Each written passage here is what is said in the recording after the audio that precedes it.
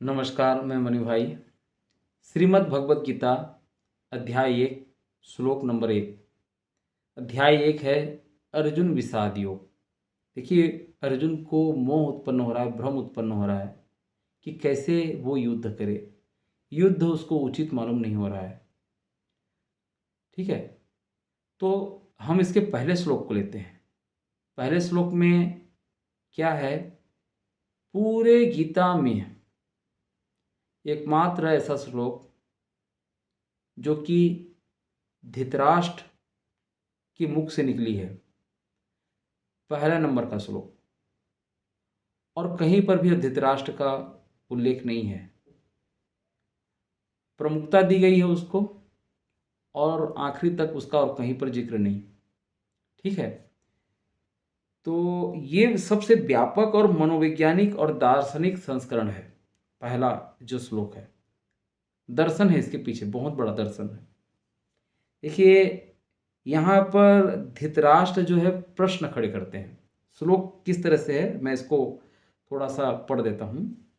धर्म क्षेत्रे कुरुक्षेत्रे समवेता योत्सह मामकाः पांडवास्य किम कुर्वत संजय। अब ये इसकी जिज्ञासा है।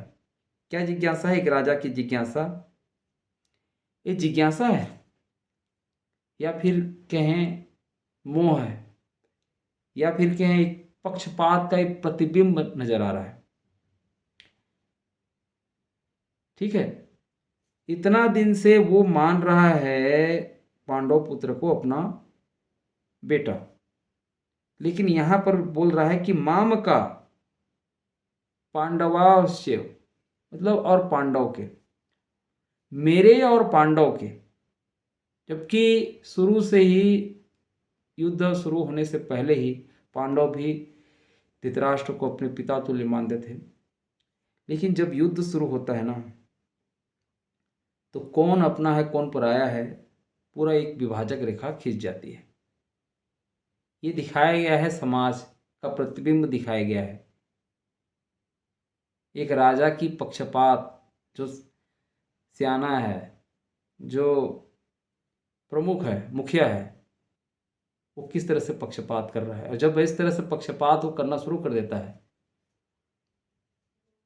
तब पूरी तरह से महाभारत तो शुरू होना ही है ना। तो यहाँ पर पहला चीज जो बताया गया है इस श्लोक में, वो है द्वैधी भाव, डुअलिज्म जिसको बोलते हैं अंग्रेजी में, कि अपने और पराये का भेद करना। अपने और पराये का जब भी भेद होगा, घर का विनाश सुनिश्चित है। और यही हुआ, और आज के समाज के लिए यही बड़ी सीख है। पहले ही श्लोक में इस चीज की झलक दिखाई दी गई है। केवल जिज्ञासा समझ करके इसको टालिए मत, इस श्लोक को, कि हाँ धृतराष्ट्र ने तो केवल जानना चाहा कि क्या हो रहा है, ये पूछ रहा है संजय से, ये नहीं। इससे बहुत कुछ जो है सीखने को मिलेगा इस श्लोक से, कि जहां पक्षपात होता है वहां न्याय और शांति टिक नहीं पाता। ठीक है, धृतराष्ट्र का किस तरह से उसके मन में था, ये पहले ही श्लोक से पता चल गया, और यही शुरू भी रहा होगा, तब तो ये इस युद्ध की स्थिति आ पड़ी। देखिए, कुरुक्षेत्र को धर्म क्षेत्र भी कहा गया है। धर्म क्षेत्र, कुरुक्षेत्र। धर्म क्षेत्र यानी धर्म का क्षेत्र, और कुरुक्षेत्र यानी कर्म का क्षेत्र। युद्ध भूमि और धर्म भूमि दोनों एक ही जगह। कुरुक्षेत्र का चुनाव केवल भौगोलिक नहीं था, बल्कि वह कर्म और धर्म की कसौटी का था। दोनों की भूमि है, दोनों चलेगा साथ साथ, कर्म भी चलेगा, धर्म भी चलेगा, एक ही साथ जो है ये युद्ध लड़ाई चल रही है, चलेगी अभी। और यहां पर जो युद्ध लड़ेगा वो है आज का अर्जुन। आज का अर्जुन कौन है? हम सब। ठीक है, हर उस व्यक्ति के मन में उठी द्वंद्व कि उसे क्या करना चाहिए, क्या नहीं करना चाहिए, क्या उचित है, क्या अनुचित है, ये हमेशा चलता रहता है मन में। तो सही रास्ते पर चलने से पहले अपने और सुविधा का मोह तो उठता ही है ना। और इस मोह से उठेगा, और कोई यदि फंस गया तो सच्चाई के रास्ते पर वो नहीं चल पाएगा। हमें दोनों को नज़रअंदाज करना पड़ेगा, बिल्कुल मोह त्याग करना ही पड़ेगा, तभी हम सही क्या है गलत क्या है इसकी जांच कर पाएंगे। धर्म क्षेत्र यानी धर्म की भूमि जहाँ पुण्य फल मिलता है, और कुरुक्षेत्र यानी कर्म की भूमि जहाँ राजा कुरु ने तप किया था। राजा कुरु जो थे वो तप किए थे। देखिए, जो कुरु थे, है ना, उसका भी एक जिक्र होता है यहाँ पर। कुरुक्षेत्र में जो कर्म का मैदान जिसको कहा जाता है, वो यहाँ पर यज्ञ किए थे, है ना। और उसकी बात हम कभी फिर करेंगे। अभी फिलहाल यही कि हम एक एक इसके अर्थ को ले लें। समवेता, समवेता यानी एकत्र हुए। योत्सव, युद्ध की इच्छा रखने वाले। मामका है माने मेरे पुत्र, मेरे वाला जब भाव आ गया यानी मोह का प्रतीक हो गया यहाँ पर। और पांडु के पुत्र, पांडु जो राजा थे वो न्याय के प्रतीक थे, ठीक है, न्याय के प्रतीक थे पांडु जो थे। किम कुर्वत, क्या किया। अब इसको आप जिज्ञासा मानोगे या फिर भय का मिश्रण। जिज्ञासा भी है और भय भी है। क्या कर रहे हैं लोग, क्या हुआ अभी से, शुरू से ही अभी युद्ध लड़ा भी नहीं गया है और उसकी जिज्ञासा शुरू हो गई, ठीक है। धृतराष्ट्र का अंधा होना भी एक प्रतीक है, ठीक है, जो ये बताता है कि न्याय करने वाला ही यदि अंधा हो तो फिर वो क्या न्याय करेगा, और यही हो रहा है। देखिए, बाहरी युद्ध तो एक केवल निमित्त है। हमको बाहरी युद्ध के बारे में तो नॉलेज है ही, जानते ही हैं। महाभारत युद्ध में क्या हुआ था आपको पता भी है। लेकिन यहाँ पर बात हो रही है आंतरिक युद्ध की। किस तरह से इस गीता, श्रीमद् भगवत गीता को अपने में शामिल कर रहे हैं। देखिए, वास्तविक युद्ध हमारे भीतर चल रहा है। कुरु का अर्थ होता है करो, और शरीर जो है कर्मों की वेदी है। शरीर है तो कुछ ना कुछ तो करना पड़ेगा, काम तो करता ही रहता है ये। हृदय है आपका धर्म क्षेत्र, हृदय है आपका धर्म क्षेत्र। जब शरीर में जब सात्विक विचार उठते हैं, सात्विक विचार यहाँ पर पांडवों का प्रतीक हो गया, और तामसिक जो वृत्ति हैं यानी कौरवों की बात हो गई, ये जब टकराती हैं, सात्विक विचार और तामसिक वृत्ति जब ये टकराती हैं, ठीक है, तब जो है हमको निर्णय किसके आधार पे करना चाहिए। तब हमें धर्म के आधार पे करना चाहिए, यानी सात्विक विचार से ही आगे बढ़नी चाहिए। यहाँ पर जो अंधापन का जो प्रतीक लेकर बैठे हैं धृतराष्ट्र, वो अज्ञान और आसक्ति की प्रतीक है, ठीक है। जब मनुष्य स्वार्थ में जब अंधा हो जाता है तो वह विवेक की आंखों से सत्य को नहीं देख पाता। जब हमारे भी आंखों में मोह है, लोभ है, तामसिक विचार है, तब हम अंधे हो गए समझिए। स्वार्थ में रहेंगे तो अंधे ही हैं। और फिर हमको जो हमारा जो विवेक है, जो सात्विक विचार है, उससे जो हमको सत्य जो दिखाई देती है वो नहीं दिखाई देगा। यहाँ पर जो भूमि का जो प्रभाव है, मतलब धृतराष्ट्र को भय था किस बात का, कि धर्म क्षेत्र है वो, धर्म क्षेत्र कुरुक्षेत्र ऐसा जो बोलते हैं। कहीं यहीं पर जाकर के उनके जो पुत्र हैं कौरव, उनका विचार तो नहीं बदल गया, कहीं वो मान तो नहीं गए, राज देने के लिए मान तो नहीं गए, ये जिज्ञासा है।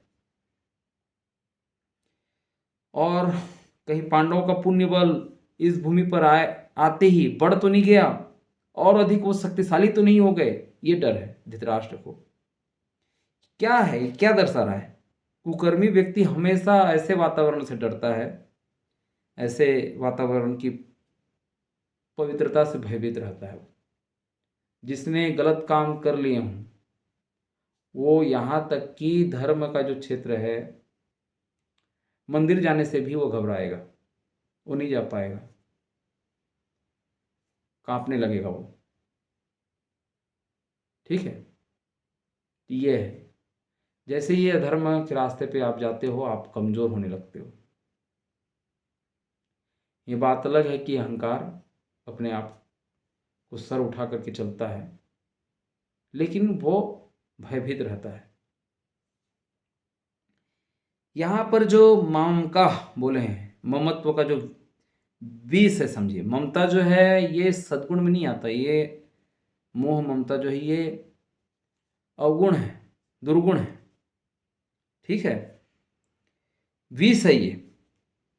देखिए, मेरा कहते ही हम विभाजन खड़े कर देते हैं। मेरा है, ये मेरा है। कोई भी चीज़ को यदि मेरा है यदि बोल दिए, तो इसका मतलब और जो बाकी चीज़ें हैं उसको हम दूसरे का मानना स्वीकार करते हैं, तभी हम मेरा है बोलते हैं। मेरा और सबका कहने में बहुत ज़्यादा फर्क है। तो एक प्रकार से देखें तो ममत्व ही बंधन है। ये जो तेरा मेरा का जो भाव है, यही भाव सभी दुखों का जड़ होता है। पांडव धृतराष्ट्र को पिता मानते थे अभी तक, पर धृतराष्ट्र ने उन्हें कभी अपना समझा ही नहीं। पक्षपात, बायस जिसको बोलते हैं, जब बुद्धि जो है पक्षपाती हो जाती है तो पूरे फैमिली को क्या, पूरे नेशन को, पूरे राष्ट्र को वो क्या कर देती है, विनाश कर देती है। विनाश निश्चित है। जब आदमी अपने फैमिली को राष्ट्र से ज़्यादा बढ़कर के माने तो विनाश सुनिश्चित है। ठीक है, युत्सव यानी इच्छा का यहाँ पर टकराव है। युद्ध की इच्छा यानी इच्छा का टकराव। दुर्योधन की इच्छा क्या है, भोग, सत्ता और अधर्म का राज्य। पांडवों की इच्छा क्या है, धर्म की रक्षा और उनकी माता का आज्ञा का पालन। देखिए, उनकी माता है ना, कुंती। जब पता चलता है कि मेरे बेटियों को 5 गांव भी नहीं मिल रहे हैं, तब जाकर के वो आदेश देते हैं कि सीधी उंगली से ना निकले तो फिर उंगली टेढ़ी करनी पड़ती है, इस प्रकार से। तो उन्होंने आदेश दिया था कि जाओ लड़ो, तो माता की आज्ञा का पालन वो कर रहे थे। तो युद्ध जो है यहाँ पर हथियारों से नहीं, बल्कि दो विपरीत विचारधारा की लड़ाई यहाँ पर है। और यहाँ पर धृतराष्ट्र मोह और अज्ञान के प्रतीक हैं, जो आंखों से ही अंधे नहीं हैं, विवेक से भी अंधे हैं। संजय जो है संयम और तटस्थता का प्रतीक है, वो जो बिना पक्षपात के पूरे अभी सत्य को देखेंगे और बताएंगे, है ना। कुरुक्षेत्र कर्म का मैदान, जहाँ योग्यता की परीक्षा होती है। धर्म क्षेत्र जिसको माना गया है। और वेद व्यास, पूरे महाभारत की जो रचयिता हैं वेद व्यास, जिनको दिव्य दृष्टि मिली हुई है, वो गुरु की कृपा है, जो अज्ञान के अंधेरे में भी सत्य को देखने की शक्ति दे। तो ये इस प्रकार से है। आज का जो अर्जुन है वो हर युवा है, हर वो प्रोफेशनल आदमी है जो रिश्ते के दबाव या कर्तव्य के बीच में जो है फंसा हुआ रहता है। अब वो अर्जुन है तो कर्तव्य को चुनेगा। ठीक है, देदी भाव का त्याग, जब हम अपने जीवन में ये मेरा है ये पराया है ये भाव रखेंगे तो मानसिक शांति हमें कभी भी नहीं मिलेगी। और यहाँ पर जो प्रश्न है, गीता तभी शुरू होती है, गीता भी शुरू हो रही है तो देखिए प्रश्न पूछा जा रहा है कि मुझे क्या करना है करके अर्जुन ने श्री कृष्ण को पूछा भी। और अभी जैसे कि धृतराष्ट्र का भी जो वो आशय है, जो उनका कथन है, वो भी एक प्रश्न से शुरू हो रहा है। जीवन में जब हम ये प्रश्न को रखते हैं, ठीक है, जीवन में जब हमारे पास जब प्रश्न आता है, तभी क्या होती है, वास्तव में गीता शुरू होती है। ठीक है, आप प्रश्न नहीं पूछेंगे अंतरात्मा से तो श्री कृष्ण के दर्शन नहीं होंगे, ईश्वरीय उनका मार्गदर्शन नहीं मिलेगा। तो प्रश्न तो बहुत जरूरी है, अपने जिंदगी से प्रश्न उठाते रहना चाहिए ताकि हमें सत्य के दर्शन होते रहें। गीता का जो संदेश है वो दुख से भागना नहीं, बल्कि दुख और उलझन के बीच खड़े होकर धर्म का मार्ग को चुनना है। ठीक है, और धृतराष्ट्र का प्रश्न अज्ञान से उपजा है और जबकि अर्जुन का जो मोह उठा है, यहाँ पर धृतराष्ट्र का मोह अलग और अर्जुन का जो मोह है, वह अर्जुन जो है वो ज्ञान की खोज में निकल रहा है। मतलब उसका जो प्रश्न है वो आगे जो है क्या होगा, ज्ञान क्या मेरे लिए सही है, यहाँ पर ये शुरू हो रहा है। ठीक है, तो अगले हम श्लोक 2 और 3 में जाएंगे। अभी फिलहाल इतना ही। नमस्कार।